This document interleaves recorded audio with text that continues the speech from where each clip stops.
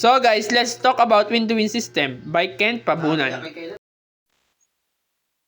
Definition and purpose. A windowing system is a critical software framework that provides a graphical user interface or GUI, allowing multiple applications to operate and separate visually distinct windows.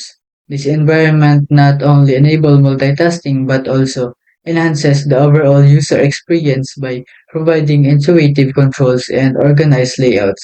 The primary purpose of windowing system is to manage the display and interaction of graphical components on the screen, making it easier for a user to interact with multiple applications simultaneously. So ano nga ba yung windowing system? Ang windowing system ay yung nagbibigay ng graphical user interface or GUI. Ibig sabihin na po, pwede kang gumawa dito pwede kang mag-run ng mga iba't ibang windows.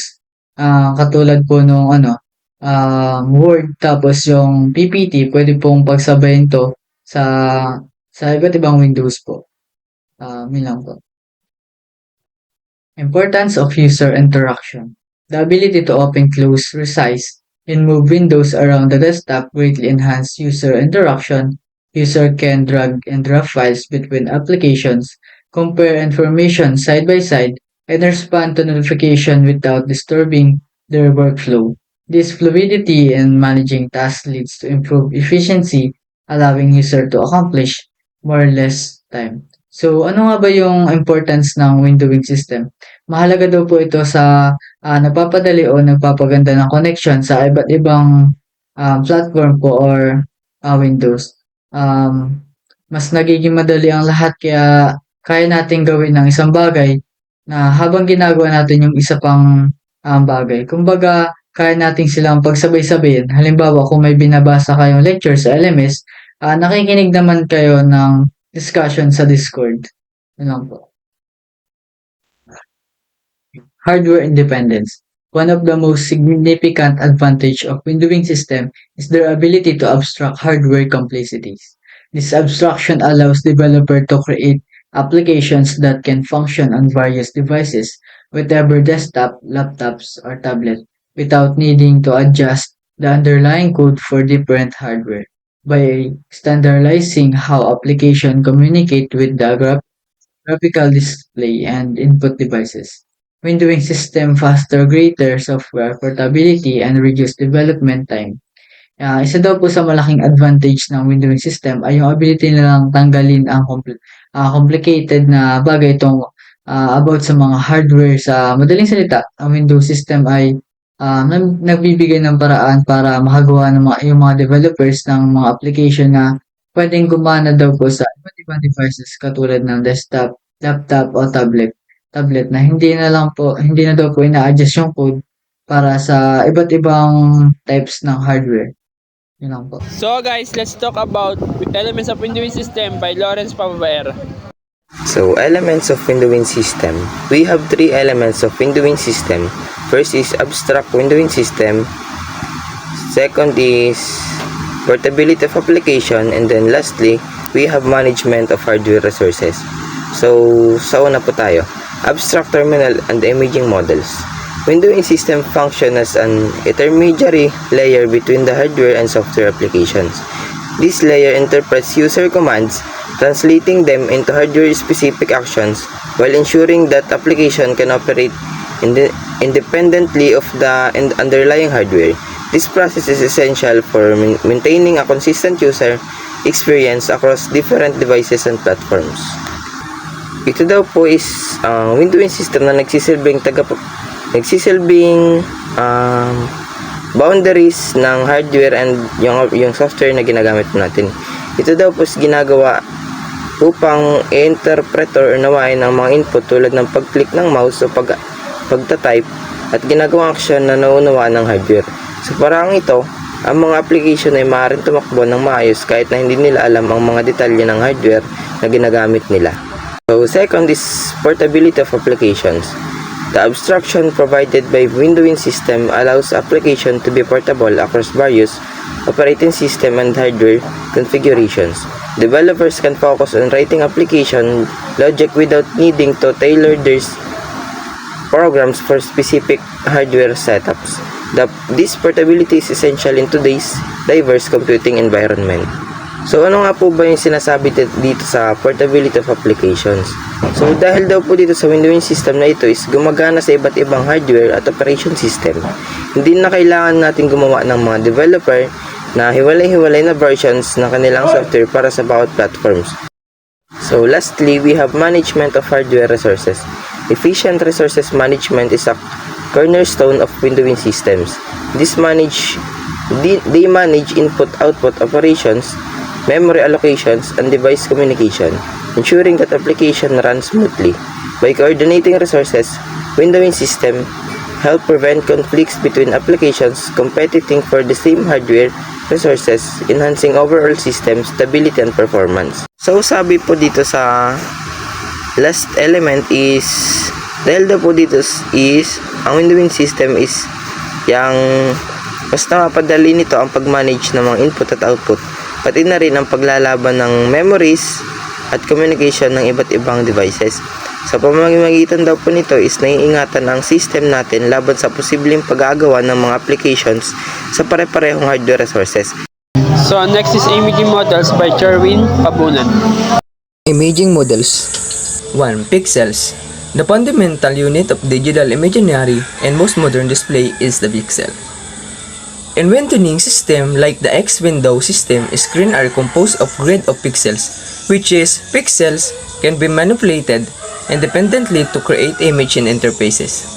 Ibig sabihin ay, ang pixel ay ang pangunahing unit ng digital na imahe sa karamihan ng modernong display. Sa mga window system tulad ng X window system, ang mga screen ay binubuo ng mga grid ng mga pixels. Bawat pixel ay maaaring manipulahin ang independente upang makabuo ng mga larawan at interfaces. GKS and PIGS.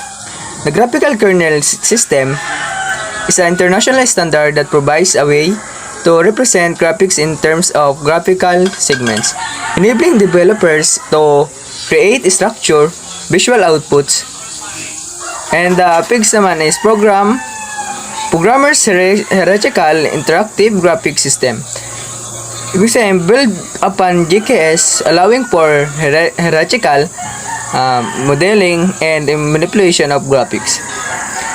Ibig sabihin, ang graphical kernel system ay isang international na pamantayan na nagbibigay ng paraan upang maipakita ang graphics gamit ang graphical segment. Ito ay tumutulong na sa mga developer na makagawa ng mga struktura ng visual na outputs. Ang Programmer Hierarchical Interactive Graphic System naman ay bumubuo ito sa GKS na nagbibigay daan para sa hierarchical na pagmumodelo at manipulasyon ng graphics. And the third one is PostScript. PostScript is Adobe's PostScript language revolutionized printing and graphic design by allowing precise control over text and images. It uses a description model based on paths and boundaries, enabling detailed rendering of graphical elements on screen and paper. PostScript on screen and versatility make it a popular choice for both application development and publishing. Ibig sabihin, ang PostScript na wika ng Adobe ay nagrevolusyon sa pagpiprint at pag-graphic design na pamamagitan ng pagbibigay ng strukturang control sa teksto at mga imahe. Ginamit nito ang mga modelo ng paglalarawan na nakabase sa mga paths at boundaries na nagbibigay daan sa detalyadong pag-render ng mga graphical na elemento sa screen at papel. Ang versatility o kakayahang makagamit ng PostScript ang dahilan kung bakit ito popular na pagpipilian sa pag-develop ng mga applications at sa publishing. So next is input in imaging models by Felix D. Florindo. Use of imaging models for input. Imaging models play a crucial role in interpreting users' inputs such as mouse movements and keyboard entries. By correlating this action with pixel coordinates on the screen, this correlation allows application to respond accurately to user commands, providing a seamless interaction experience. So, sa madaling sabi po ay ang imaging models po is yung nag-appear dun sa screen.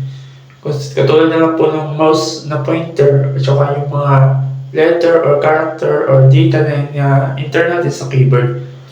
So sabi doon na nagkakameron ng relationships ang user input sa pamamagitan ng mga input devices tulad ng mga keyboard, yung mga mouse, yan, nag-enter ng data dun sa ating computer or sa ating monitor.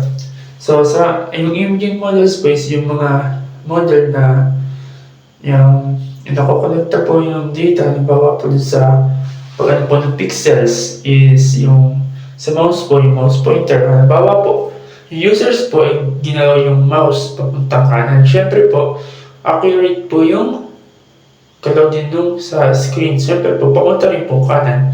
Halimbawa naman po, yung user ay nag-input ng letter A. Siyempre po, may input dun sa computer is letter A. Which is, meron po silang correlational relationship. Ibig sabihin po, para po, kung ano yung in-input ng user is, yun yung malabas talaga sa screen. Kumbaga po, accurate at hindi po ito nasala. So, yun po. So, now let's talk about PHIGS and PostScript augmented input. So, advanced imaging models like PHIGS and PostScript extend the capabilities of input processing. They allow for the identification of screen structures, enabling applications to recognize and respond to user actions with higher context awareness, thereby enhancing the interactivity of graphical application. So, alamin natin kung ano nga ba yung PHIGS na natawag. So, PHIGS is yung Programmer's Hierarchical Interactive Graphic System. So, isa itong graphic standard na nagbibigay daan sa mga application na makilala ang mga structural objects sa screens. So, ibig sabihin po, ito po yung para po mas mabilis yung response at walang delay. Halimbawa po, yan yung users natin is ginalaw yung mouse papunta kaliwa. Mabilis po agad nasa node yung pixels na nandun sa computer. O yung generated image sa computer, yung pointer po ng mouse. So, yun po ang halimbawa po ng PHIGS. So, next naman po is PostScripts. So, ano nga ba ang PostScripts na tinatawag? So, isa itong programming language na ginagamit para sa pagbuo at pagproseso ng mga graphics at teksto sa pamamagitan ng PostScripts. Ang mga imahe at teksto ay maaaring ma-render na mas detalyado. Nakatulong ito na mas maayos na makilala ng application ang mga elements sa screen at magbigay ng mas mataas na context awareness sa pag-interpret ng user input. So, ibig sabihin po, ang programming language na natawag natin PostScript na ginamit para mas madaling mag-access yung pag-user input, yung halimbawa po, pag-type sa keyboard na lang. Pag-type ng A is agad na madidetect yun ng system or ng graphic. Agad na mag-generate ng mga character na tinype doon sa keyboard. So, yun po. Yung mahalaga po yung dalawang yan para sa pagbuo po ng ating mga tatawag na imaging model sa ating computer. So, yun.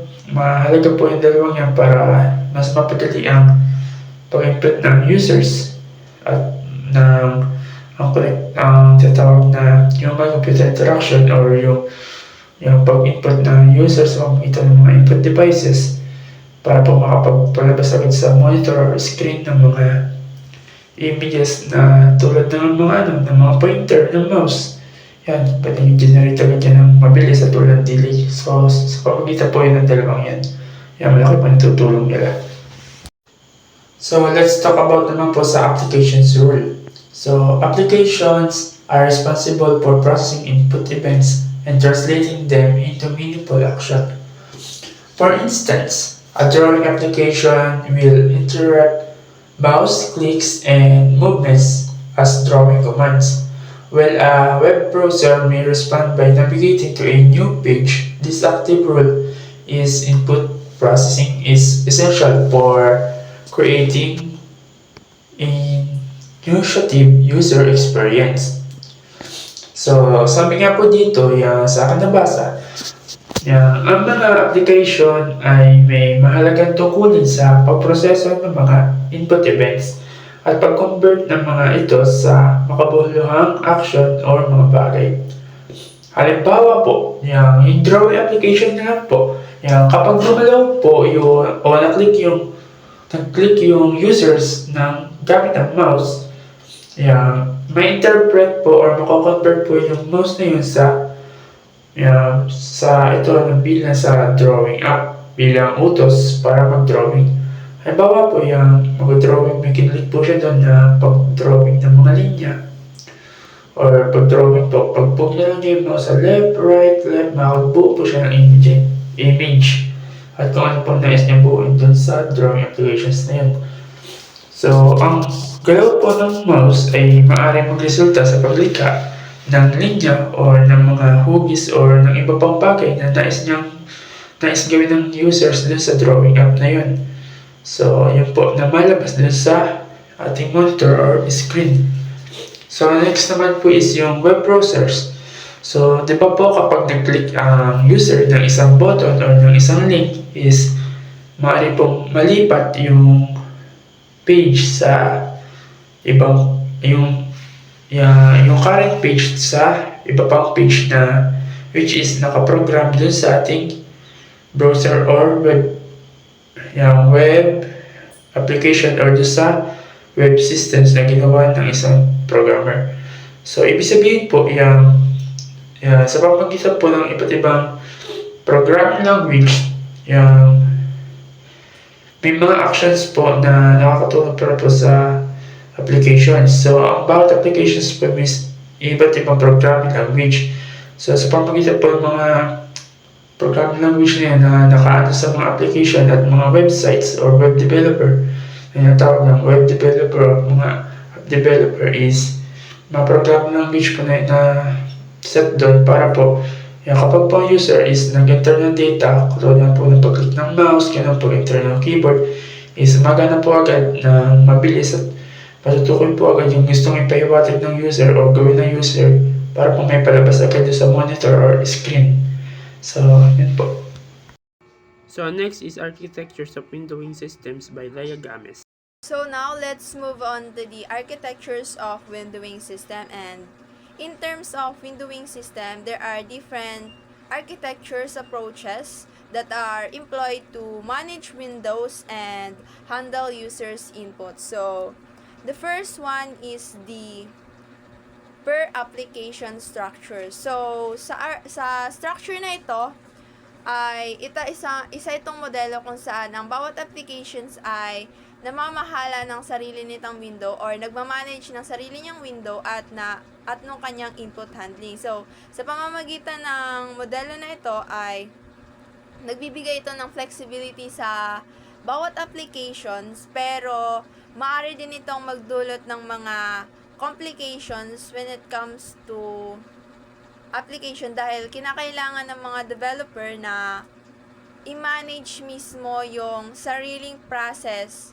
nung application na yon na maaaring magdulot ng hindi pagkakatugma doon sa experience ng user.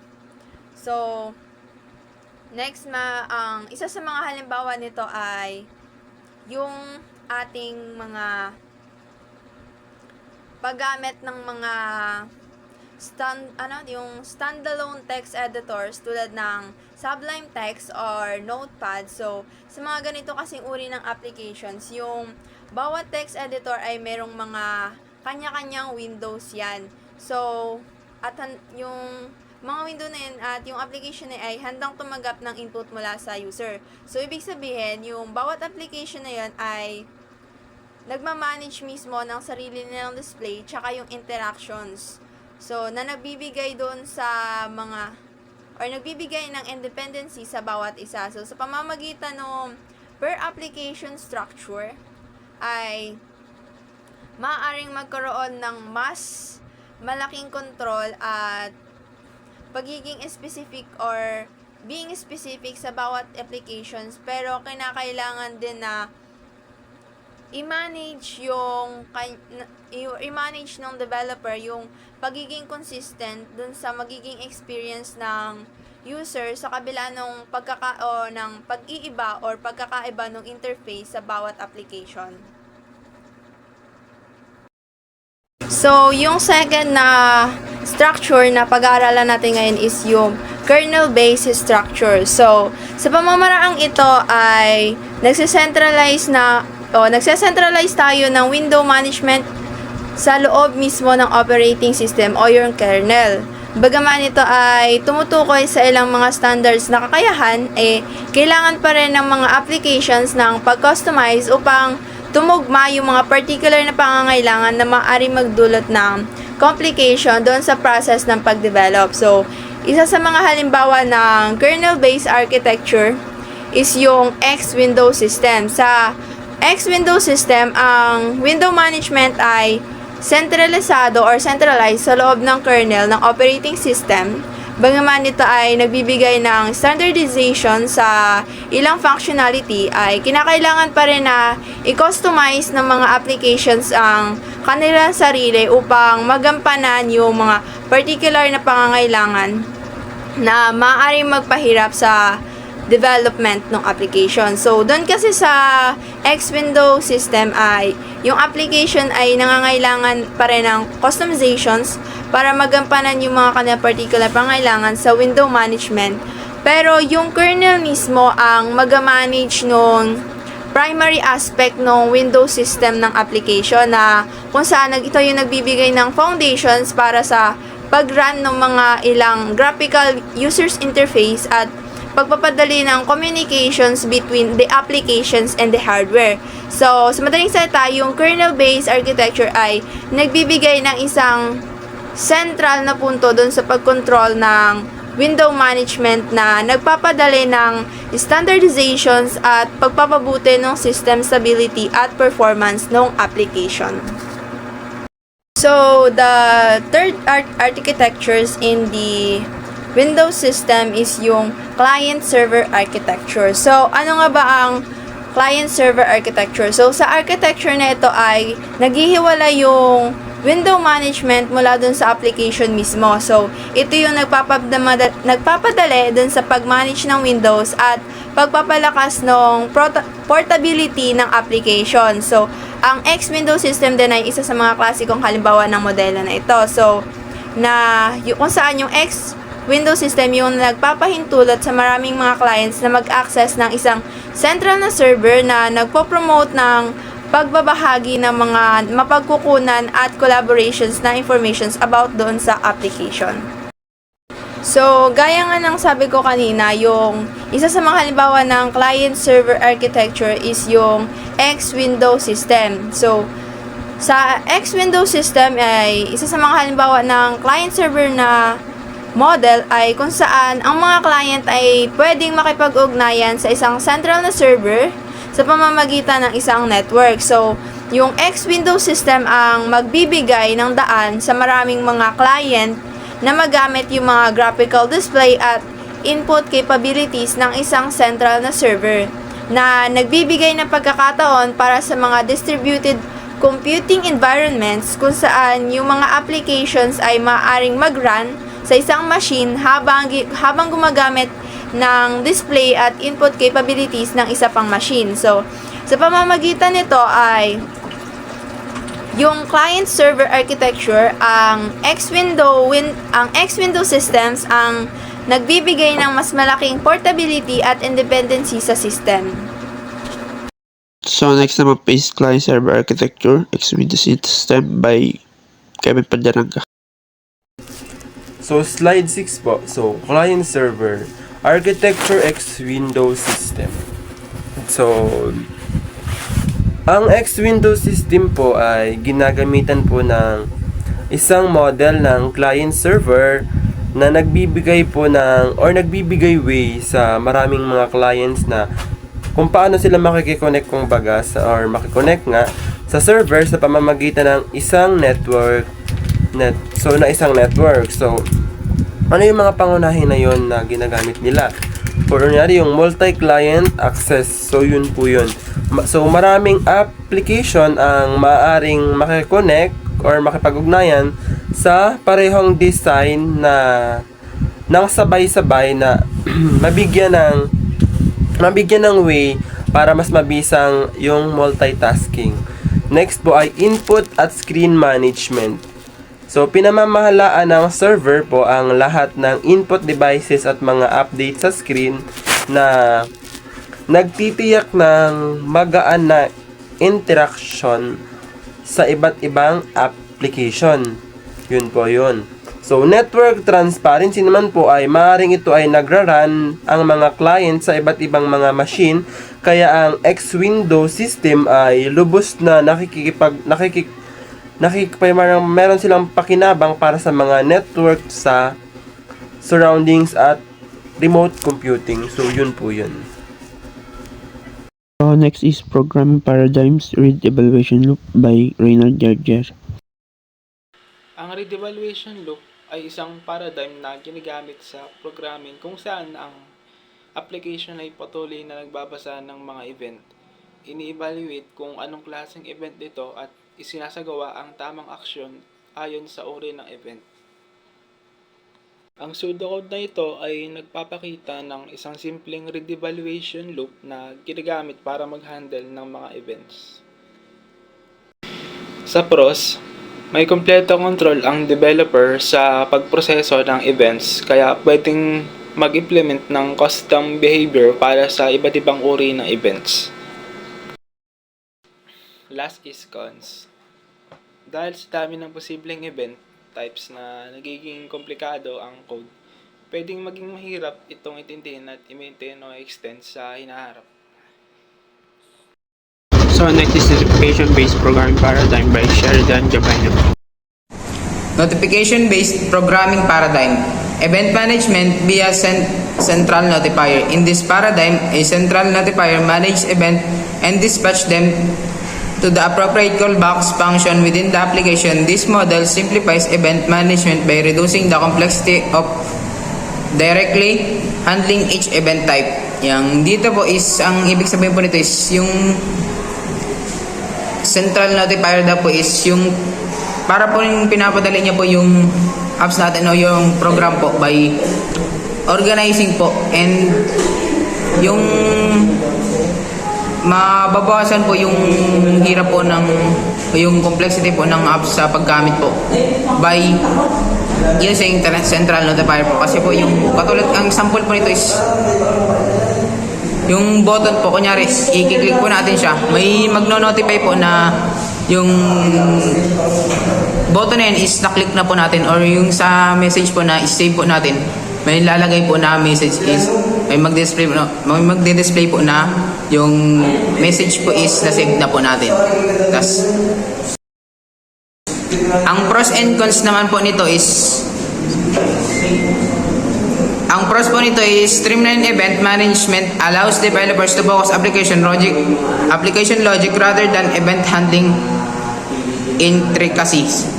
Yun nga po, yung pros po nito is mapapadali po yung paggamit po, yung ano po pala ng mga programmer po, mapapadali po is yung paggamit po. Yan, tsaka ma-organize po nito yung apps o yung program po natin. Tsaka makakapag-focus po yung programmer natin sa mga application logic po. At hindi po sila mag-aabala po sa mga event po, sa mga mangyari po. Cons. This paradigm can introduce complexity dealing with pre-embedded tasks such as modal dialog boxes, which may require immediate user attention and can disrupt the flow of event handling. Yung cons po is yung kunyari po, yung may pipindutin pa tayong button, ay yung may task po tayong ginagawa, tapos may bigla pong magpapap up po sa screen natin na yung maglalagay po doon na do you want to save this message, tas gano'n po, tas may nakalagay po na yes or no. Yung bawal po tayo pumunta po sa ibang window po pag gano'n po. Ang mangyayari po doon pag pumunta po tayo sa ibang window ay mag-highlight lang po yung message na yun na kailangan po natin gawin muna kung pipindutin po natin ng yes or no po. So next naman po is design consideration and conclusion by Xavier Ed. Design considerations and conclusion. Choosing the right paradigm. First is with evaluation loop. This approach is ideal for applications requiring direct control over events such as games or applications with complex user interactions. Ibig sabihin po nun is yung way po na yun is para sa mga laro o apps na kailangan ng mabilis at tamang action ng mga user. Kapag ginawa po ng gumagamit ay agad po itong nare-record ng app o at na-evaluate. Kaya makikita po agad yung resulta ng ginawa ng user. Halimbawa po yung sa mga laro na halimbawa po is nag-click ka ng skill, makikita nyo agad sa screen yung epekto nung paggawa ng user. Ganun po yung example ng field evaluation loop gaya po nung sa mga laro. Ang next naman po is notification based, better suited for applications with simpler interactions where automated event handling on improve efficiency and reduce development time. Ang ibig sabihin naman po nito, yung way po na ito ay mas maganda po siya sa mga simpleng apps. Way better po siya pag ginagamit sa simpleng apps. Dito po ang mga nangyayari po ay automatic na na-handle kaya po mas mabilis at mas madali po yung paggawa o pagbuo ng mga apps. At hindi naman po kailangan bantayan ang bawat details ng manually po. Kaya po mas nakakatulong po mas nakakatipid po sa oras at sa paggawa po. Yun po yung notification based. Conclusion naman, windowing system play a vital role in modern computing, providing essential hardware independence and enhancing user interaction through graphical interface. The choice of programming paradigm is critical for effective application development, directly influencing user experience and application performance. Ang conclusion naman po, yung mga windowing system po ay mahalaga po sa mga kabago sa advanced na computing dahil nagbibigay sila ng uniqueness sa bawat hardware, pagkakaiba-iba po at mas napapabuti niya po yung interaction ng mga user sa pamamagitan po ng mga graphical interface. At yung pagpili naman po ng tamang programming paradigm ay mahalaga po at mabisa po sa pagbuo ng mga apps na direktang nakaka-apekto po sa mga user natin at sa paggamit nila ng application na ginawa.